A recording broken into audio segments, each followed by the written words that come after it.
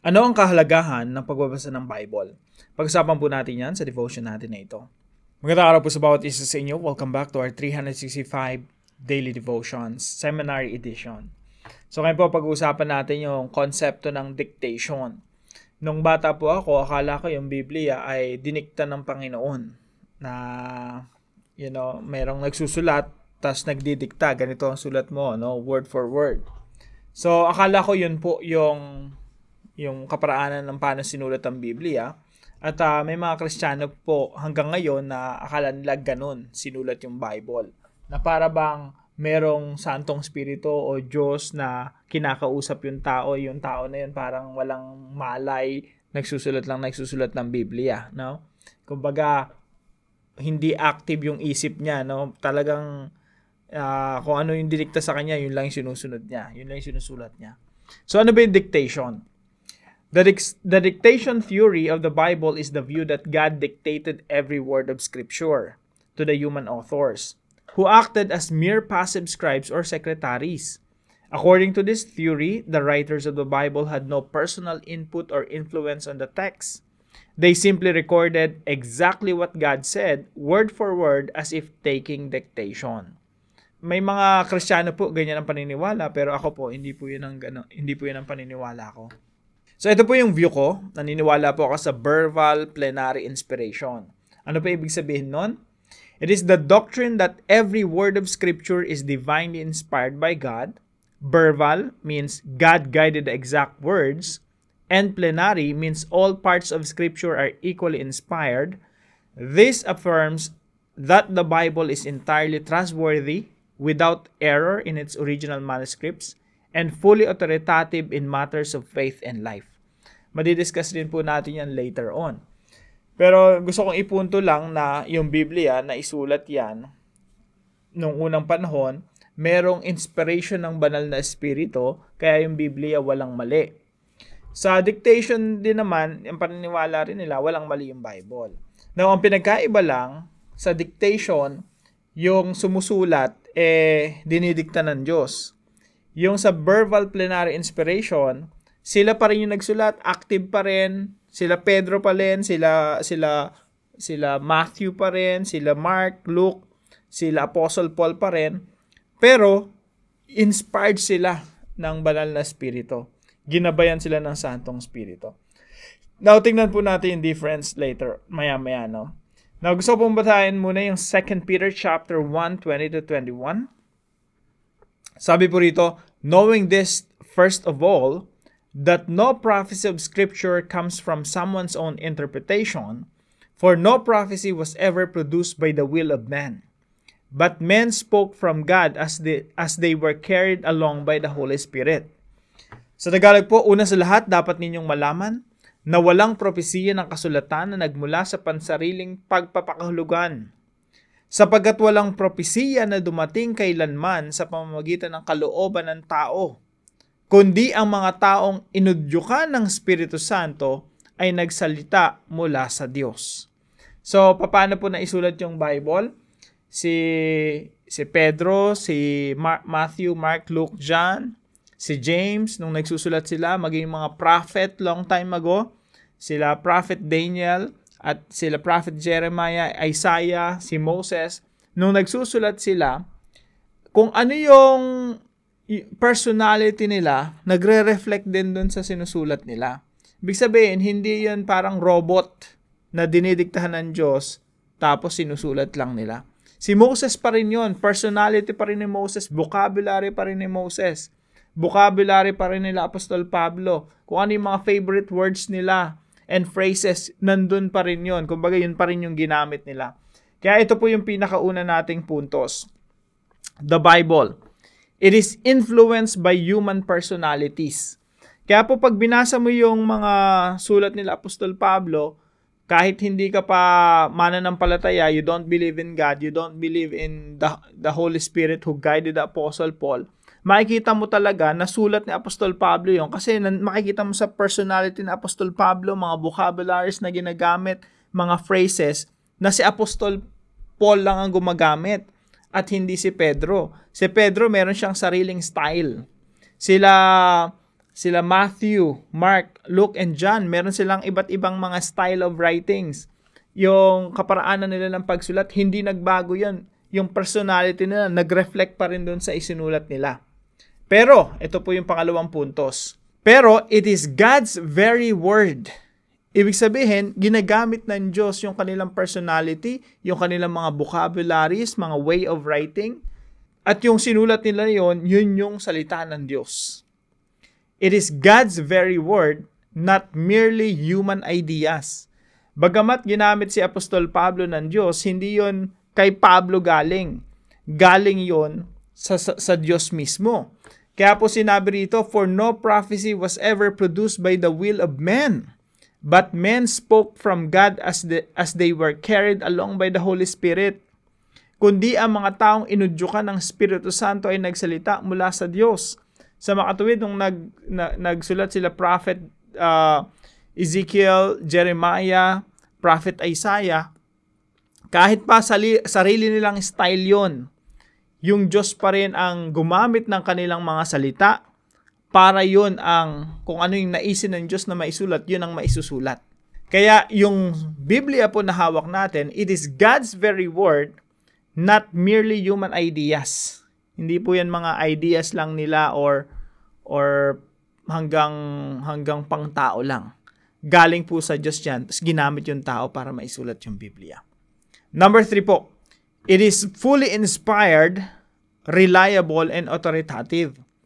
Yung Biblia po, inspired by the Holy Spirit.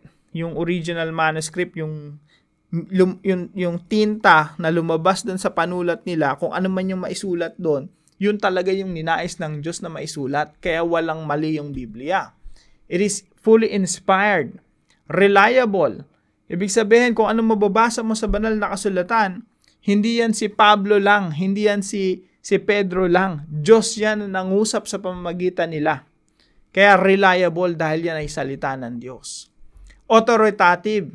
Ibig sabihin ng authoritative, may authority. Hindi human authority, but God's authority, divine authority.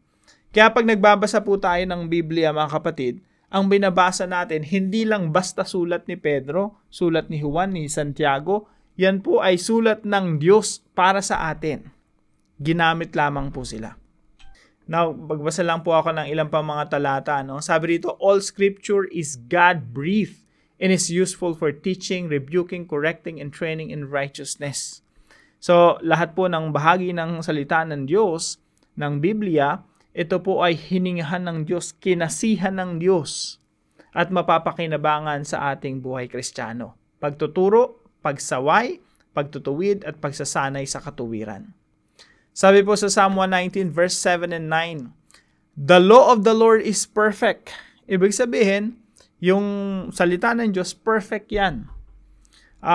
Kung ito pong tinutukoy rito, yung kasulukuyan nilang scriptures, yung kautusan.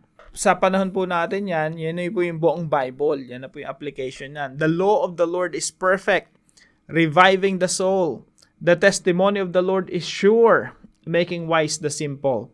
The precepts of the Lord are right, rejoicing the heart. The commandment of the Lord is pure, enlightening the eyes. The fear of the Lord is clean, enduring forever.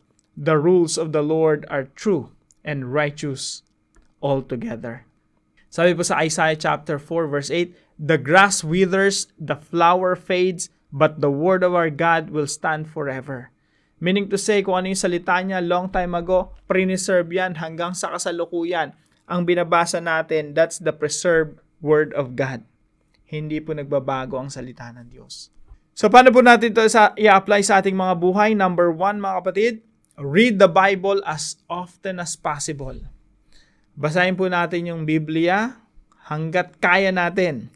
Pwedeng dali natin yung mga Bible natin sa trabaho natin kung kinakailangan, kung pwede. Kung may break time tayo, may time tayo, as much as we can, as often as we can, let's read the Bible. Maganda nga po na pagkagising ng umaga, yun po yung una natin ginagawa. Kasi fresh na fresh pa yung isip natin, no? Para pagbuklat natin ng Biblia, yun talaga yung una natin kakainin. Pagkaing spiritual, bago tayo kumain ng pagkaing physical. Yan nga po yung tinuturo ko na gawin nating commitment na bago tayo kumain ng pagkaing physical, nakakain na tayo ng pagkaing spiritual para hindi po tayo nagiging malnourished.